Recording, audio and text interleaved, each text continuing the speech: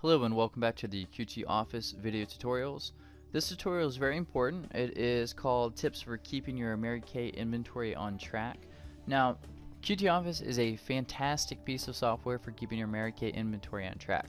But to do that, we have to make sure that you're handling all of your product exchanges and putting the correct information on your invoices and a couple other things. So the hot topics we're going to be looking at today for keeping your inventory on track are going to be adding the wrong products to your invoice, which is a very common way to get your inventory off track. When you open a package for sets of products, your loaned and borrowed products, which is going to be its own tutorial video, so we'll briefly check on that, and your section 2 items. So let's go ahead and get started. The first common mistake is adding the wrong items to invoices. Now this is covered in depth on the invoice tutorial, but we'll go ahead and take a quick snapshot and see what that looks like. So if we go to the Invoice tab and we go to Create Invoice, then we'll have our main invoice screen come up. Now here's the search bar below. You'll notice here that you can type in a keyword and we'll get something come up. Well, that's great because there's only one of these products listed that has Sage as the keyword. So let's try something else that's more common. If I type in TimeWise, there's a lot of products with TimeWise in it, whether in the product name or in the category. So this could be very easy to get this mixed up. So I'd probably be better off using a keyword such as beige 5, or another word that's going to make it stand out, ivory 1. Please note too that the search bar works in exact order, so I could put liquid foundation, and anything with liquid foundation in order would come up, but notice if I put another word in between that nothing comes up at all. The reason for that is because it is looking for an exact match, and liquid word foundation was nowhere in my inventory, so it won't find it. If you're having a problem locating your product, you can also check the only on hand to limit some of the extra products you show. Something else that's very handy as well, if I type in a keyword, the very last number over here is how many of this product I have on hand. So this can really keep you on track as far as actually knowing that you have this product on your shelf at the time.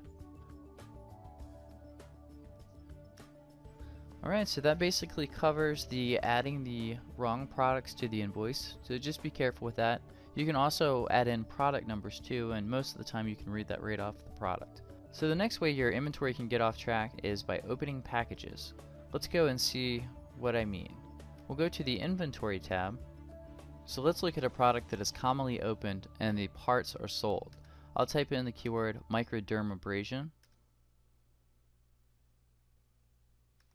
and I'll see here that I have a microdermabrasion set with the new packaging. It's $55, and I have step 1 and 2. Well, if I sell one person a product, let's go ahead and put one on my shelf so it says that I have one.